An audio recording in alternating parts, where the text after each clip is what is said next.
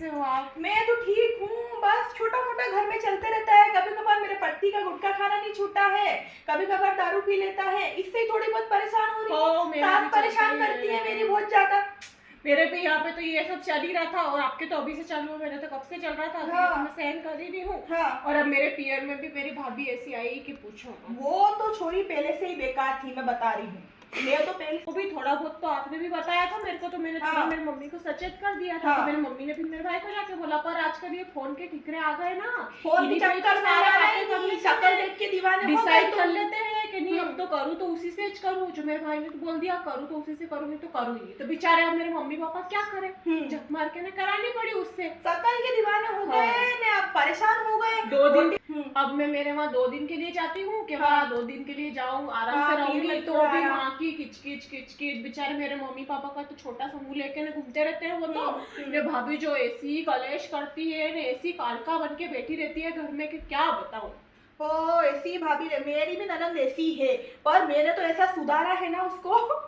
ऐसी थी देखो, पर मैंने तो ऐसा सुधारा है ना कि अब बिल्कुल आती, पूरे घर का काम करती है, साफ सफाई सब कुछ बढ़िया करती है। टाइम टाइम से आती, टाइम टाइम से जाती है। ऐसे 2-2 महीने टाइम पहले पियर जैसी नहीं पड़ी रहती। मैंने सुधार क्या अब देखो, मैं मेरे सब मतलब महीने भर में दो एक बार अब पास में चली जाऊँ, जो क्या हो जाए। ने बेचारे मेरे मम्मी पापा, उनका क्या है कि वो आप हमारे गेहूं होते हैं तो थोड़े से गेहूं दे दो, दाल घर की बनाते दाल पकड़ो। तो उसमें तो मैंने पिछली बार दाल लेके आई तो बोले कि मेरे घर पे दाल लेने आ रही है, मेरे घर पे यूं लेने आ रही है, खुद के घर पे क्या खाने के लाले पड़ रहे हैं। तुम्हारे पिताजी कमा रहे हैं, तो मैंने तो बोल दिया, मैंने हो तो हो, मैंने तो बोला, मैंने जब तक मेरे मम्मी पापा है तब तक तो मैं इस घर में से लेके जाऊंगी। लेके आओ बोलने वाली। कल की आई मेरे को इतनी बात सुना। हाँ, और क्या। और सबसे बड़ी बात, भाई को बोलो थोड़ा कि ऐसी अरे भाई की तो कहीं नहीं चले। भाई को तो पहले ही कौन सा मंत्र फूक के अपने जाल वश में कर लिया उसने। जो भाई तो बेचारा बस दिन भर फोन ही चलाता रहता है। उसकी तो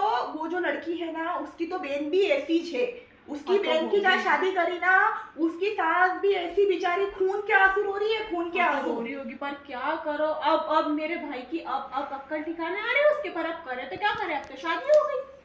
अरे पर तुमने तो गलती कर ली है। मैं तो तुम्हारी मम्मी को भी बोला था, पर तुम्हारी मम्मी को भी शक्ल दिखी थी। ये बुरा मत मानना। देखो तुम भी दहेज के लालच में तो आए थे ना, तुमको भी तो गाड़ी अच्छी लग रही थी। मैं तुमको हमने सोचा कि देखो घर में आएगी, धीरे धीरे रहेगी, हम अच्छा रखेंगे तो हो जाएगी, लालच के चक्कर में तो पर उसने उसके वहाँ तो इतना देखा नहीं, और हमारे घर में बढ़िया देखा तो वो तो चढ़ गई आसमान पे कि बस मेरा तो सब बढ़िया। मैं सब पोल पट्टियां मेरे भाई से निकलवा ली कि क्या हो रहा है क्या नहीं हो रहा है। बेचारे मेरे पापा तो सीधे साधे, खाओ पियो सो जाओ, उनका तो ये है। नहीं, तुम तो गेहूं सब लेके आओ भाई अपने पिताजी को। मैंने तो बोल दिया मेरे भाई को छोड़ने आया तो मैंने कहा देख, तेरे भले लड़ाई हो तो हो, मेरी वजह से मेरे को नहीं पता।